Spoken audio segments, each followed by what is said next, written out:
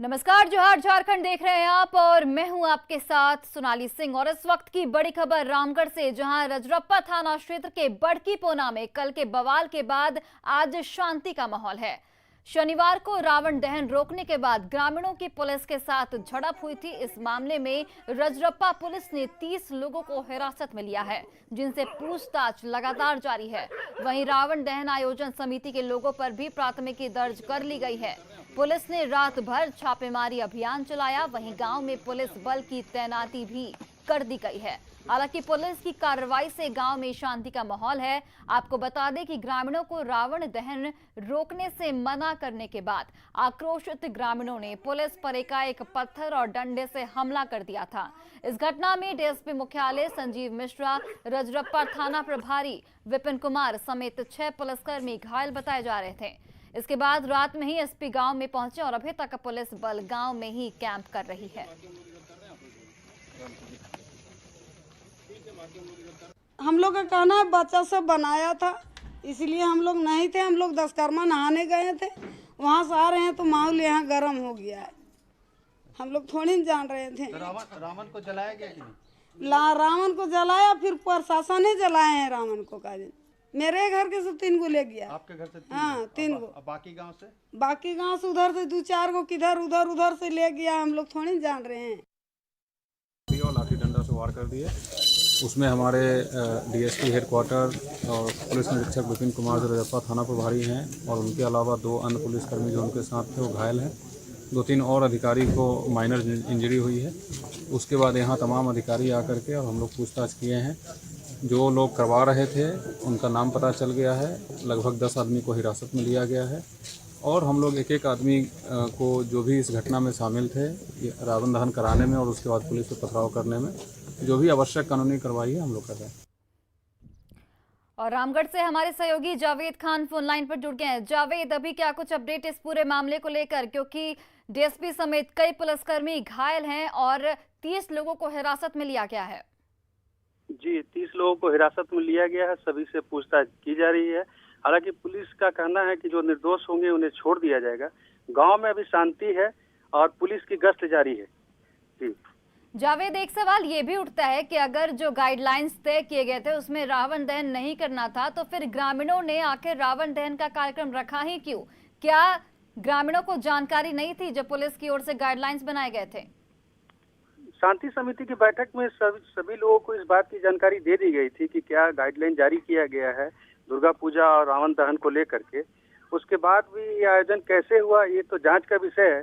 Police भी इन बिंदुओं पर जांच कर रही है और पुलिस लगातार छापामारी भी कर रही है पूरे इलाके में दोषियों को पकड़ने के लिए। जो रावण आयोजन समिति के लोगों पर भी जो दहन किया जाना, उन लोगों पर भी एफआईआर की तैयारी की जा रही है और वैसे लोग जो पथराव में शामिल थे उनको भी चिन्हित किया जा रहा है। जी चलिए जावेद, फिलहाल बहुत बहुत धन्यवाद तमाम जानकारियों के लिए।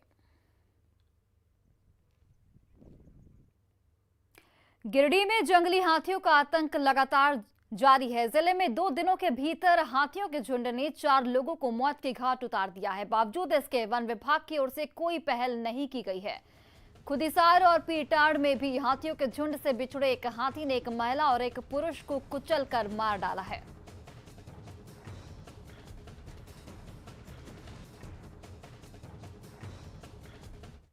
गुजरात में बगल में चापाकल है, समझ के लिए वहाँ चौपतरा थे।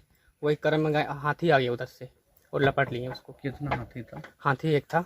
एक ही हाथी? हाँ, एक ही हाथी था। तो घटनास्थल पर ही मौत हो गया। और नक्सलियों के खिलाफ झारखंड पुलिस को एक बड़ी सफलता मिली है। लातेहार पुलिस ने माओवादी सब जोनल कमांडर विमल उर्फ किशोर सिंह को गिरफ्तार किया है। विमल पर 5 लाख का इनाम था। उस पर जिले के विभिन्न थानों में दर्जनों मामले दर्ज हैं। सीआरपीएफ और लातेहार पुलिस ने मनिका के कुमडी जंगल से उसे धर दबोचा। वहीं बोकारो में सीआरपीएफ और जिला पुलिस ने एंटी नक्सल ऑपरेशन के दौरान नवाडी के चोरमारा के पास से एक केन बम बरामद किया। शुक्रवार को भी इसी इलाके में पुलिया के नीचे केन बम बरामद किया गया था।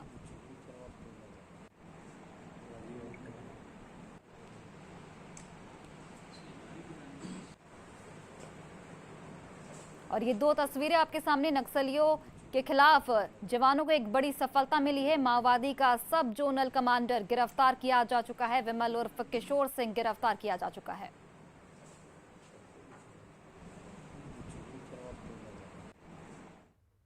झारखंड में अपराधी और उग्रवादी संगठन एक्सटॉर्शन कॉल पर डर का माहौल बना रहे हैं। राजधानी रांची के कारोबारी ऐसे एक्सटॉर्शन कॉल से परेशान रहे। पुलिस ने कई मामलों का पर्दाफाश भी किया, लेकिन अपराधी अब भी पुलिस गिरफ्त से बाहर हैं।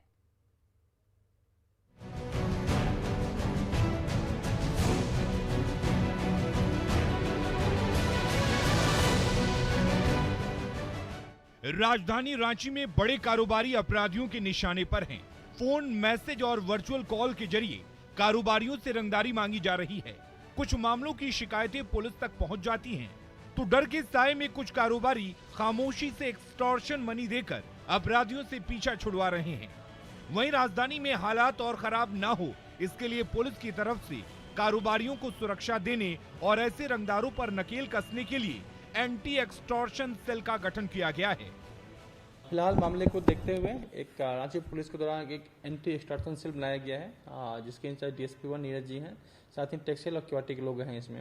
ये लोग ऑलरेडी बहुत अच्छा काम कर चुके हैं और इस का जो पर्पस था कि एक बहुत ही ऑर्गेनाइज तरीके से जो लोग इसके पीछे हैं या किसी स्वरूप में कहीं भी हैं, स्विफ्ट कार्रवाई करते हुए उन लोग दबोचा जाए। हाल के दिनों में रांची के अपर बाजार के व्यवसायी से PLFI सुप्रीमो दिनेश गोप के नाम से 3 करोड़ की रंगदारी मांगी गई।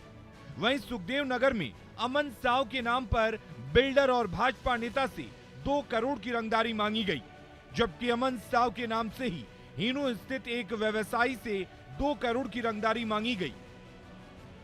हालांकि पुलिस ने 2 मामलों की गुत्थी को सुलझा लिया है, लेकिन अपराधी अब भी पुलिस के गिरफ्त से दूर हैं, जिनकी तलाशी के लिए पुलिस यूपी से लेकर झारखंड तक को खंगाल रही है।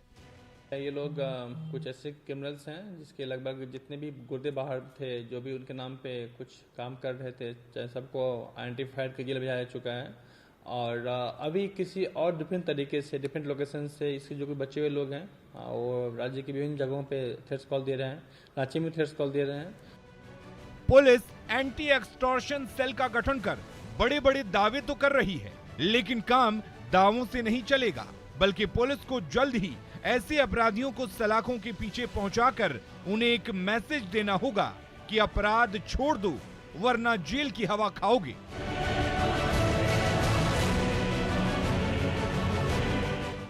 ओम प्रकाश, न्यूज़ 18, रांची। रामगढ़ में कांग्रेस नेता और निजी बैंकिंग कंपनी के प्रभारी शाखा प्रबंधक की धारदार हथियार से काटकर हत्या कर दी गई। वहीं हमले में पत्नी की हालत फिलहाल गंभीर बताई जा रही है। इस पूरे हत्याकांड के मास्टरमाइंड का अब तक सुराग नहीं मिल सका है। इधर पुलिस ने 4 लोगों को हिरासत में लिया है। बेखौफ बदमाशों की करतूत, प्रभारी प्रबंधक की निर्मम हत्या, धारदार हथियार से काटकर की हत्या, हत्या पर मचा कोहराम।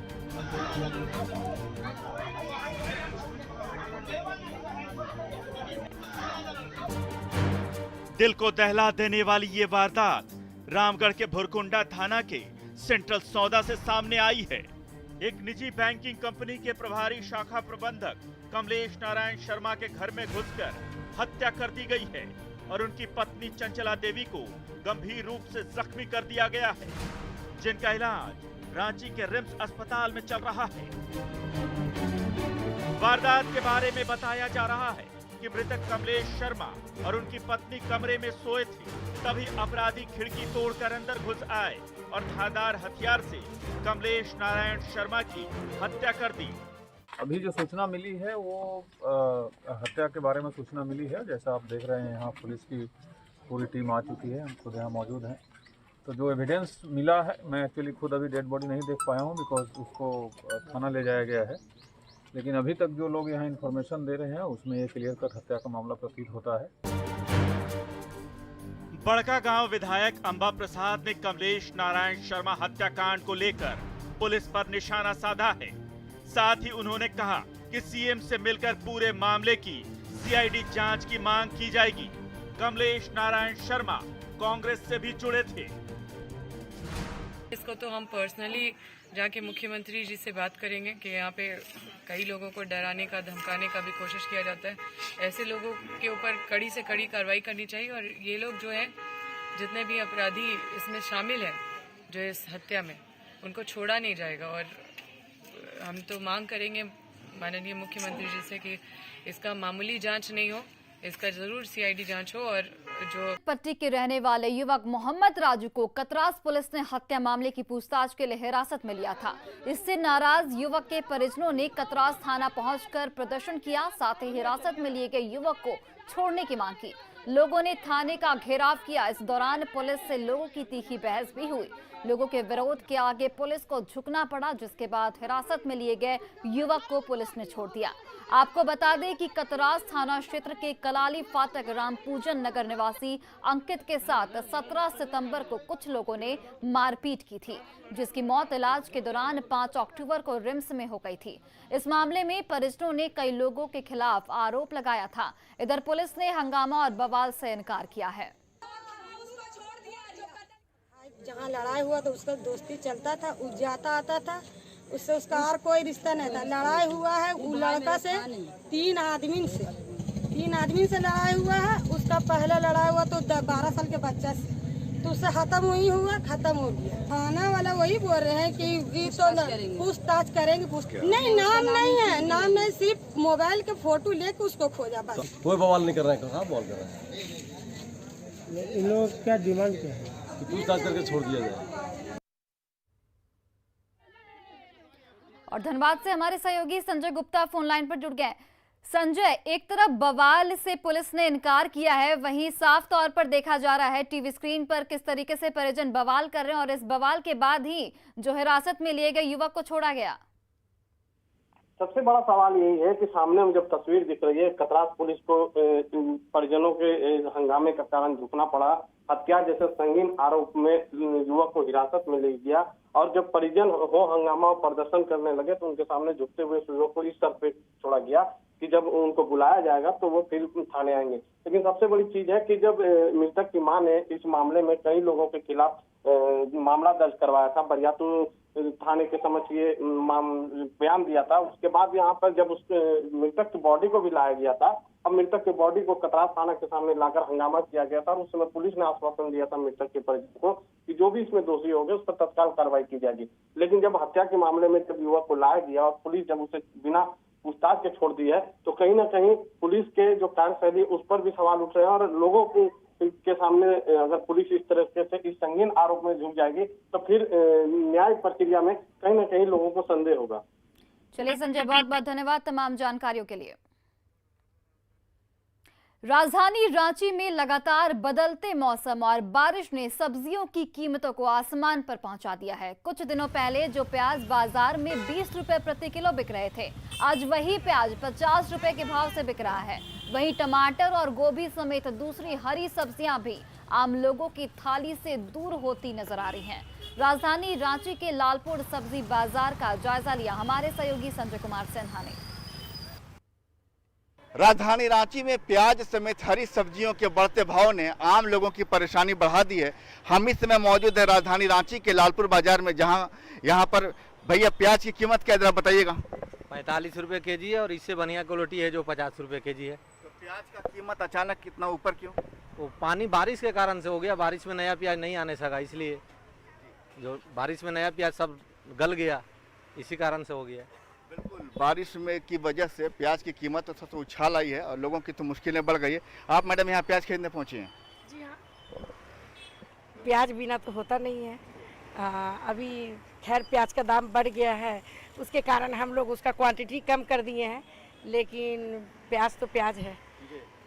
ये नवरात्रा खत्म हुआ, उसके बाद तो लोग प्याज के बिना सब्जी बनाना उचित नहीं है, इसीलिए प्याज तो लेना पड़ता है, चाहे महंगा हो या सस्ता हो, क्वांटिटी कम हो जाती है, लेकिन प्याज लेना है। बिल्कुल, प्याज बिना तो चलेगा नहीं। हम आपको दिखाते हैं कि दूसरी हरी सब्जियों के भाव भी थोड़े बढ़ गए हैं। हम सीधे जानने की कोशिश करेंगे लालपुर बाजार में हरी सब्जियों का भाव क्या है।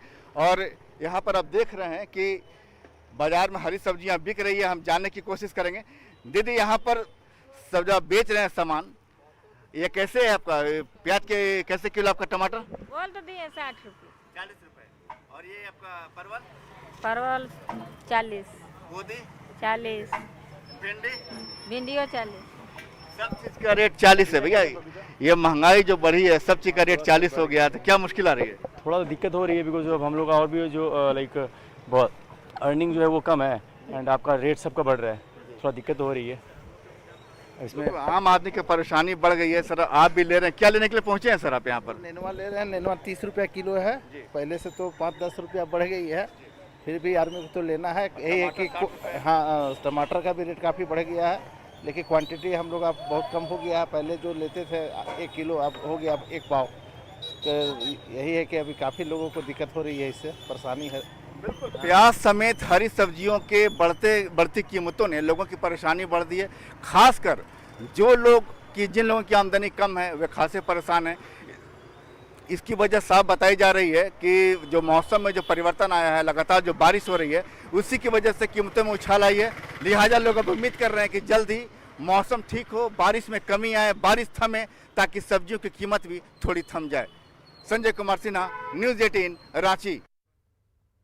लातेहार में झारखंड का सबसे ऊंचा जलप्रपात लोध जलप्रपात है। यहाँ की खूबसूरती पर्यटकों को लगातार आकर्षित कर रही है और बारिश के बाद अभी पर्यटकों की संख्या पीक पर है।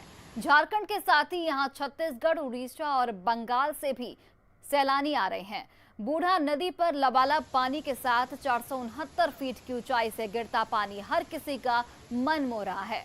ऊंचाई पर पथरीले रास्ते से होकर जब लोग यहां पहुंचते हैं तो प्राकृतिक खूबसूरती देखकर अपनी सारी थकान भूल जाते हैं। यहां झरने से गिरते हुए पानी की आवाज 1 किलोमीटर दूर से सुनाई पड़ने लगती है, जिसे सुनकर ही लोग रोमांचित होने लगते हैं।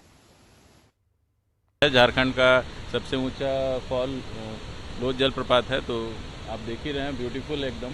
अभी हम लोग पहुंचे हैं, थोड़ा ऊंचा है तो थोड़ा एक्सरसाइज भी हो गया है और यहाँ पे देखने के बाद सब थकावट दूर हो जाता है लोगों का। काफ़ी अच्छा है, मनोरम दृश्य है। यस, झारखंड का सबसे ऊंचा और सबसे सुंदर जलप्रपात है। तो पूरी फैमिली के साथ आए हैं हम लोग, इधर हैं सब लोग, अभी फोटोग्राफी में बिजी हैं। हम लोग का झारखंड का सबसे ऊंचा जलप्रपात है लोध। यहाँ के हम लोग को प्रकृति का छटा देखने को मिल रहा है, बहुत अच्छा लग रहा है। यहाँ का पानी इतना साफ सुथरा है कि लग रहा है हम लोग अभी इसमें जाके नहा ले। बहुत मजा आ रहा है, हम लोग बहुत सब एंजॉय कर रहे हैं। प्लास्टिक अलाउ नहीं है अंदर, खाना पीना भी अलाउ नहीं है, नहाने का भी अलाउ नहीं है। फिर भी जो जिद्दी करते हैं वो नहा सकते हैं, लेकिन उसको भी मना करते हैं हम लोग, नहीं नहाना है, नीचे नहा लीजिए बोल के। फिर छोटे बच्चे के लिए हम लोग 1 प्लास्टिक या 2 प्लास्टिक जाने देते हैं, उसमें भी स्टिकर लगा के, और फल फूल है उसको तो जाने देते हैं। आजादी के अमृत महोत्सव के साथ ही देश में दूध क्रांति लाने वाला अमूल ब्रांड भी अपनी 75वीं सालगिरह का जश्न मना रहा है। इस मौके पर आइए आपको बताते हैं कि अमूल ने समय समय पर अपनी बात देश विदेश में कैसे पूरी कामयाबी के साथ पहुंचाई। अमूल ने अनूठे अंदाज में अपने प्रोडक्ट्स की जानकारी लोगों तक पहुंचाई। अमूल का हर विज्ञापन नई कहानी कहता है। अमूल की कोशिश रहती है कि अपनी बात निराले और दिलचस्प अंदाज में आप तक पहुंचाए। आइए देखते हैं अमूल की एक अमूल्य कहानी।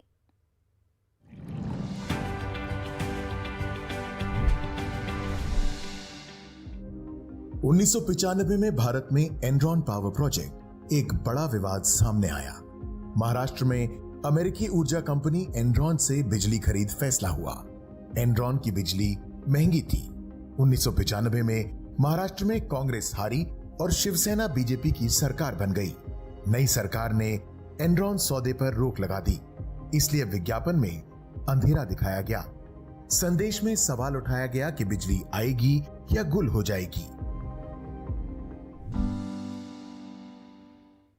और फिलहाल इस बुलेटिन में बस इतना ही। आप देखते रहिए न्यूज़ 18 बिहार झारखंड।